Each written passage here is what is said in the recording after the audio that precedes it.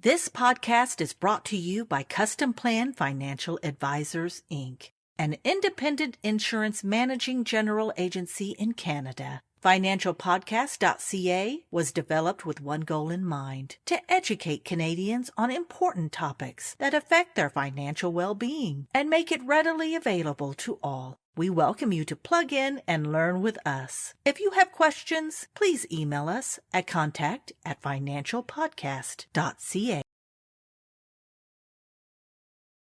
Hello, and welcome to the Financial Podcast. My name is Gary Poyer. Today, we have a very special guest, Michelle Neustaedter. Michelle is a business coach, and if someone like Richard Branson can benefit from having a business coach, I'm sure our listeners today will be very happy they have tuned in. Welcome, Michelle. Hi, thanks for having me. Well, it's a pleasure to have you. So, Michelle, what is a business coach? I actually really like that question because a lot of times people misunderstand some of the concepts when it comes to coaching. They kind of mix up terms like mentorship and coaching and things like that. But really, a coach is, whether it's a life coach, whether it's an executive coach, typically they're a professional who's going to work alongside you, and they're going to help you to kind of define, troubleshoot, solve some of the challenges or issues that you've been experiencing. They give you some specialized knowledge from their training. They help you to do things like build your business, especially when it comes to the business coach, right? The business coach side of things versus like the life coach side of things. We help people to like move their business to the next level, wherever it is that they want to see it grow into. Okay. Business coaches ask you questions. They help you kind of define and shape the what we want for our lives, the plans that we see, the things that we want to achieve out of our business. They give you some expertise. They provide you with different ways of looking at the challenges or shifting your belief systems, developing new perspectives, attitudes, behavior changes, actionable items, those types of things that we have to take when we want to grow our business. Okay. All right. And how did you come to want to be a business coach? Well, it's actually kind of interesting. I started out, my career path was as a mental health therapist. That was where I had started. And I had seen that I wanted to do more things than just the one-on-one type of sessions with clients. And I realized very quickly that I needed to enhance some of my skill sets if I wanted to grow beyond that. And I had started out by looking at just like public speaking kind of engagements type of thing. So I wanted to get some training in that. And I kind of stumbled across the John Maxwell team. And in the process of doing my training with the John Maxwell team, one of their lanes is the executive coaching side. And I was just blown away by the content and the curriculum and what we were learning in that program. And so it completely shifted my own mindset around what coaching really looks like. And because I came from mental health, I saw it as almost an extension of what I was already doing. So it felt like a really good next step, because with like the mental health, we're taking people from a place of like dysfunctional into where they feel functional again. When you're looking at coaching, the coaching side of things, you're kind of taking people who are functioning, right? Like these people are in their business, they're doing their thing. But they see more for themselves. So you're taking them from that like functional, okay, I'm getting by day to day, into this almost like exceptional space. Right. Okay. Right. And, you hear a lot of talk today about mental health. So it's interesting that you have that kind of a background. Why don't you tell us about your philosophy toward life and success? I love that question. When it comes to life overall, mental health, business growth, all of that, if we want something to be different than it is today, we have to be willing to do something different today that will make tomorrow different. Mhm. Otherwise, we don't have a tomorrow. We just have a longer today. Yeah. Because nothing changes, right? We're going to continue to run around the same challenges, the same problems, if we stay within the mindset of what we are already doing. If we want to be different, we have to do something different. And often we need to go to those experts, those people in the field who can move us towards that next step so that we know what our next, okay, this is what I need to do. And here's how I'm going to get that done. And then I'm going to stay accountable to doing that change. Okay. Would you say that you get your clients to take a look at more of a bigger picture perspective on life?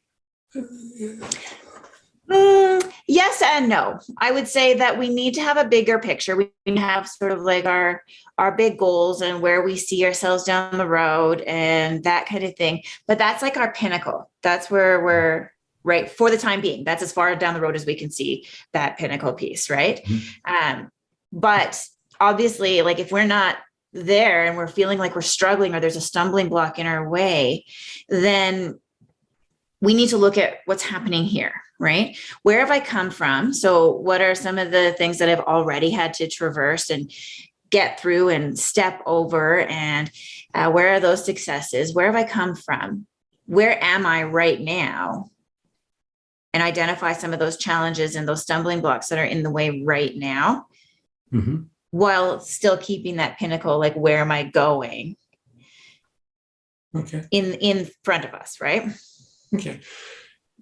So how is a business coach, how is it what you do different from an employee's manager? Well, I would say that management today is one of those things that is severely lacking. I think that a lot more managers could do a much more successful job with their actual employees to get a greater sense of productivity, which is really what they want to do, right? Most managers, they're managing people. And so they often rely on policy, on protocol, and they try to use those as like the motivating factors to get people moving. This is the way we do it. This is the way we've always done it. But the thing about people is that they're so unique. Every single person has a really unique way of looking at the world and doing the things that they need to do. And it might not be the way that somebody else thinks is the right way to do something. And so when we can start to look into those areas, into our employees' strengths and start to let them use that and use their creativity to get things done, we're going to actually get greater productivity out of people. Plus, they're going to feel more valued because you're actually like listening to them, hearing them, thinking about how they see the world. And so when it comes to the business coach, executive coach, really that's what the big shift is, right? Because of in our training and in our rapport building and relationship, we care about that person that we're working with and we want to see them get that success. So we recognize there's strengths in there. There's something in you, inside of you. There's this creativity inside of you that is going to allow you to get over these barriers that are in your way. That are going to allow you to expand to that place where you really want to be. Whereas, like I said, most managers focus more on policy and protocol, and that misses a really integral piece of who we are. Mm-hmm. Yeah, it sounds like you take more of a unique approach, like or recognizing everybody's unique needs to be managed differently because of that. And I know in the past, I've certainly had a lot of managers that focused on policy and procedure and kind of talked past me as a person. So that's excellent. In the past, I've had an accountability partner. So how is a business coach different from an accountability partner? I think accountability partners are fantastic to have. I think everybody should have them. Even so, John Maxwell, right? That's where I did most of my training through. He talks about how when we set ourselves up to achieve something, to set a goal, we need to tell somebody, right? Because when we put it out there, it becomes real, so to speak. So accountability partners are fantastic to have. The thing about accountability partners is that they don't have things like the training, the type of coaching questions that we ask, the deeper listening skills, the knowledge. to impart on the other person. Really what their job is as an accountability partner is somebody that you go to so that you can celebrate your successes, somebody that you go to that keeps your mind on track for what changes you need to make. Because you're saying to yourself, well, I know I have to go and talk to this person, so I need to make sure that I do it. Mm-hmm. So really that's the job of an accountability partner. Whereas the coach is the person, like, even think about like sports coaching, mm-hmm. right? In sports coaching, the coach is there to help you to think a little bit differently, to shift how you do things, to ask questions, to get you trying new skills, right? That type of thing. And the same is sort of true in business, right? There's things that we need to think into differently. There's skills we need to obtain and things like that, that your accountability partner cannot do for you. Okay. You mentioned John C. Maxwell a few times, and that your training is through his organization. What is it that you like about John C. Maxwell or approach to business coaching? Well, so the coaching program that I went through was like, so John is part of it, but they also brought in other experts. So I did most of my training under a gentleman by the name of Christian Simpson. He's out of the UK, and that's what his whole business is about. But John, what I really like about John is that the tools that he works with are simple to understand. They're in wording that anybody can kind of grasp. That you hear the tool and you're like, okay, that makes sense. Now, a simple to understand tool does not always make it easy to implement, right? We still have to be able to discipline ourselves and take the necessary internal steps that work through the challenge of implementation of those steps. So I guess, yeah, to simply put, I really like that John's tools are very simple. Okay. Yeah. Well, John's certainly written a lot of books. A lot of books. Yeah. I've never actually counted the number of books I have of John. Yeah. I'm pretty sure he's well over 100 books by now. Yeah. Every year it seems like he comes out with a new one. So yeah, exactly. And speaking of books, why can't I just read a book on personal growth? Like, why do I struggle? I read the book, it sounds great. Why isn't that good enough? Why do I struggle implementing what's in the book? The thing about reading a book, I completely think that we need to read, right? When you look at like the skills the things that the highly successful people do, everybody reads. Reading is really important. So I'm not trying to take away from that in any way, shape, or form. But the thing about it is that if knowledge was really power, everybody out there would be rich, thin, and happy. Yeah. And that's not the case, right? No. We have knowledge at our fingertips, right? We've all got this lovely thing that you and I are sitting on right now, right? This computer, or even our smartphone. It's a little computer in our pocket, right? Yeah. That we can jump on there. We can type in a couple of keywords, and guess what? We have a wealth of knowledge right there in front of us. Yeah. But that's not what creates change, right? When we want to actually change, we need that person in our life that actually walks us through the tools, that gives us the strategic ways to implement those tools. And, on our own, like so many people come to me after having tried everything, so to speak, right? They're like, I tried to do it on my own, realized I couldn't, I need help. Because we cannot outperform the quality of our thinking. There's only so far that we can go. We have sort of a ceiling that we hit unless we have that person outside of ourselves, that unbiased person who can kind of step us through what needs to actually change in our lives. And a lot of the self-help books are, some of them have really good tools and things like that, but a lot of them are a lot of information. So then you're left at the end with okay, now what? Yeah. I find there's a difference between information and insight. And, words are just words, right? But it's what you get out of the book and then implement. I guess that's important. Our audience today, for the most part, is financial advisors. Mm-hmm. How important is it for you to know the business of the person you're coaching, or do you not need to know the business at all? So I was going to say, it's actually, the answer to that is simple. I don't need to know it all. Okay. I get to know the person. I get to know the challenges that they're facing. I get to know a little bit about their business, but really a lot of our answers are inside of the questions. They're inside of you already. When we did our training, one of the most eye-opening exercises that we did was this juggling exercise. And so we were all given 3 juggling balls, and we had, partnered up kind of thing. And you had to teach your partner how to juggle. Oh. And most people in the room, myself included, I have no clue. I have no clue how to juggle.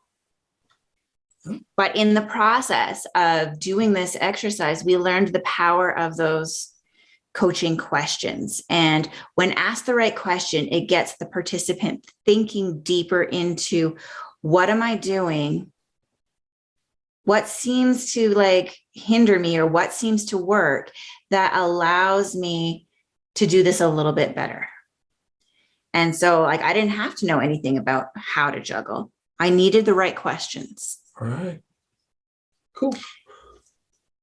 Okay. Is there one main reason why people struggle, or is everybody kind of different? Well, everybody is different. And I already said that I take that unique person approach, right? Everybody is different, but the thing is that we've all gone through the same relative, say, education process. I'm the person standing in front of you who tells you what to think, regurgitate that back to me. So in the course of that education system, we were not taught how to sort of critically think. Mm-hmm. We were taught to seek it, right? This is why we want to read books. This is why we want to look up things on the internet. We want somebody else to tell us how to do it. Mm-hmm.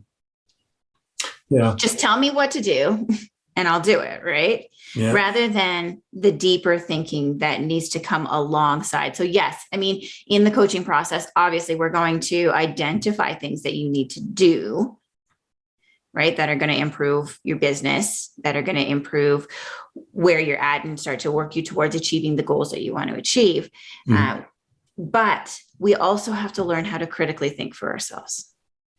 Okay. So in the past, or Michelle, you've talked a lot about how a person thinks. So where is it that you start with the client? You talk about their thinking or their habits or their goals, or where do you start? Well, typically, I got to start by getting to know you a little bit. I need to understand who you are. I need to understand some of the strengths. I need to understand a little bit about where you're heading. So that would be our goals, right? Mm-hmm. But I would say very first, first meeting type of thing, what we would go through is getting to know you. I need to see where you're at and explore a little bit around what those big challenges look like right here, right now, so that we can start to process what's getting in the way. Because we can't get to that pinnacle. We can't get towards those goals if we don't know what's getting in the way right now. Right.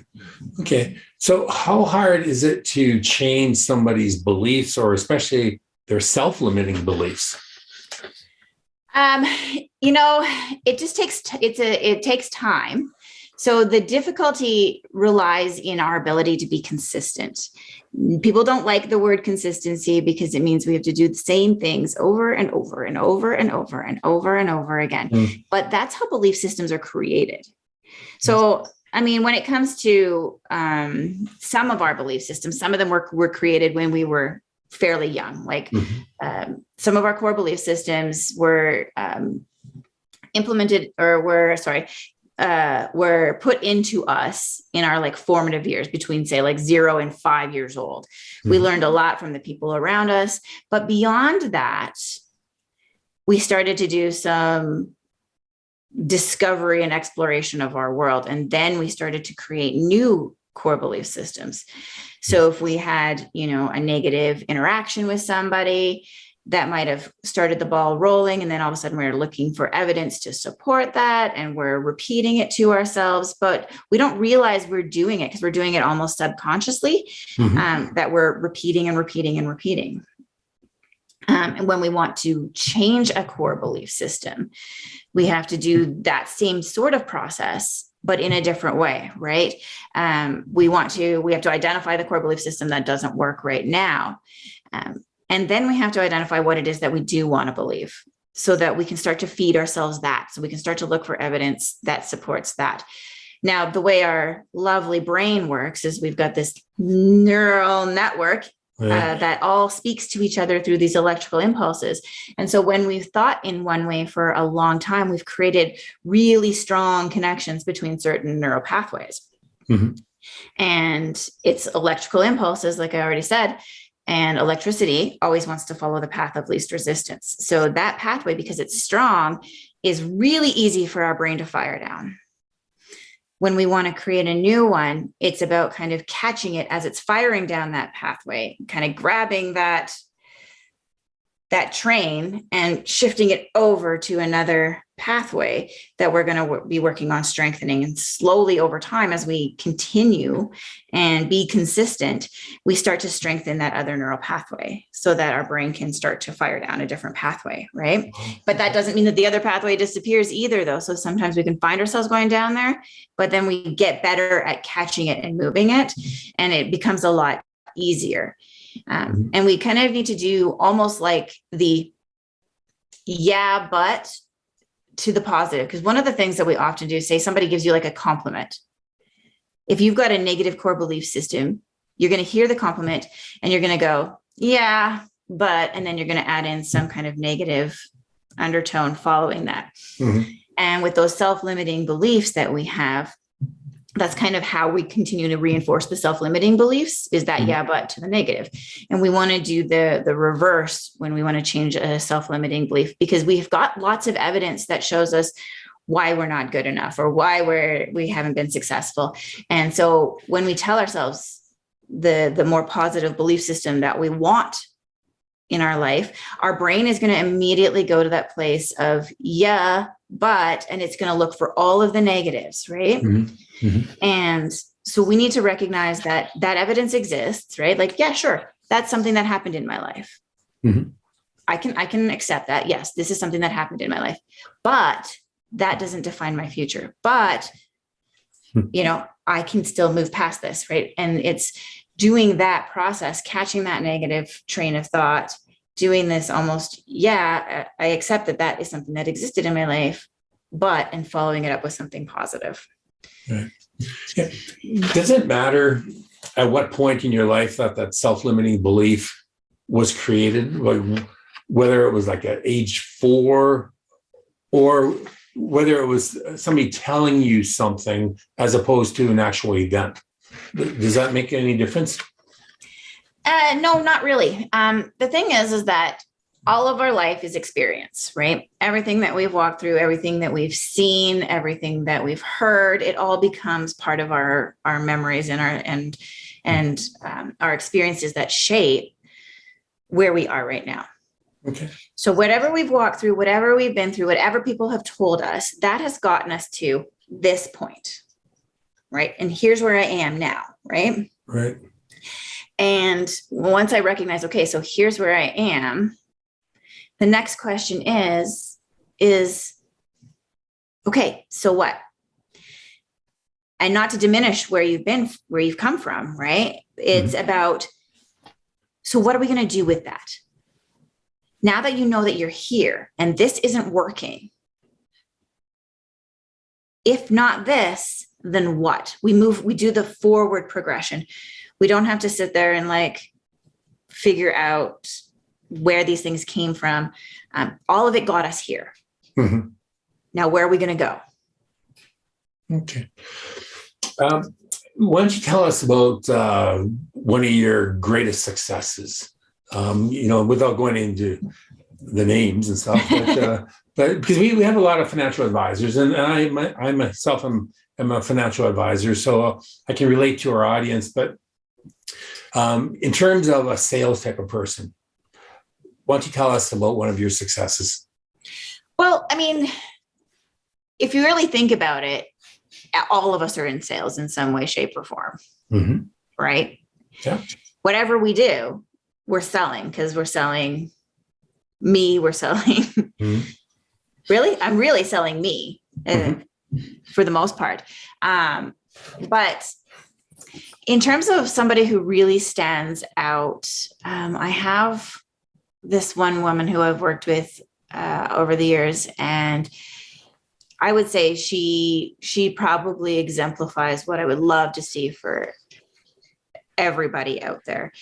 She moved from the sort of corporate 9-to-5 job, and decided that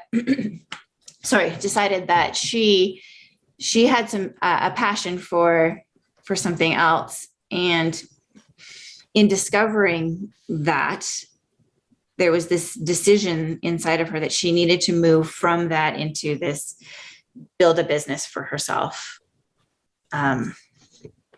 type of structure. And in the course of our work together, like her mindset growth was just incredible. All of the shifts that she made in terms of because when we go from like that safety and security of the corporate job, and you go into being self-employed, think about it for yourself, right? Like if you don't have enough, say, clients on your books or whatever, it's not safe and secure anymore.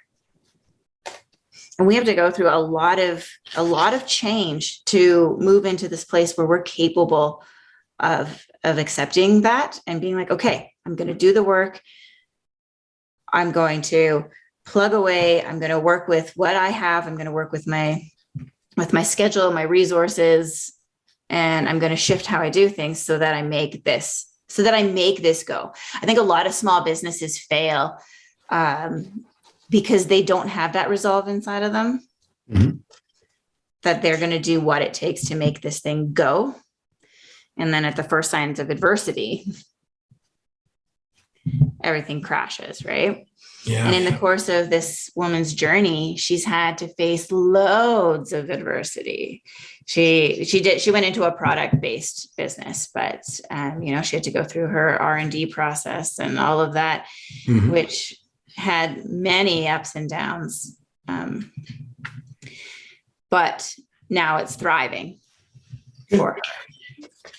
And, it's just this exciting, like she's got such a passion for her own personal growth as well as her business growth. And she just is like always hungry for more.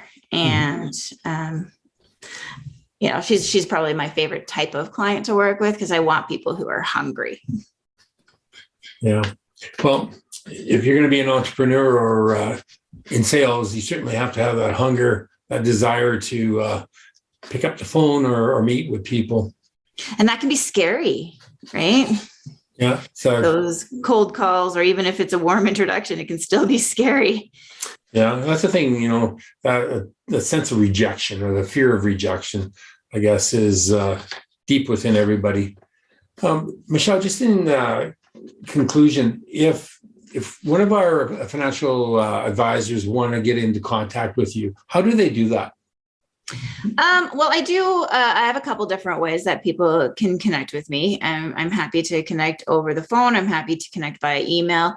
I do also do consults over Zoom that work quite well. And so when you actually put this out, you're welcome to toss in the link to my scheduling system, which if they decide that they'd like to do that, they can just jump onto the consult call option. Okay. and we can sit down and have I try to do it fairly quickly. I send out a list of questions ahead of time so that we can utilize that time really effectively and determine whether it's going to be a good fit. Okay. The thing is that, with whoever you work with, the relationship is actually quite critical. Because if you don't trust me, if you don't trust what I'm bringing to the table, you're not going to do anything different. Right. So if we sit down together and have a conversation, you can decide, oh, I feel like the way you work with people or the connection I feel with you right now is going to get me to where I want to be. Right. And that's the point of having like that consult call. I think it's really important to do something like that. Even for anybody who wants to potentially seek out a coach, I'd look for a few options. I'd do a couple of the consults and see who you feel like you click best with. Okay. And for me, that's not I don't take any offense to that, because I know how critical that is in the process of actually getting to where we need to get to. Okay, perfect. All right. Well, thank you, Michelle, for joining us this morning. And I'm sure just about every financial advisor who's listening right now can benefit from a business coach.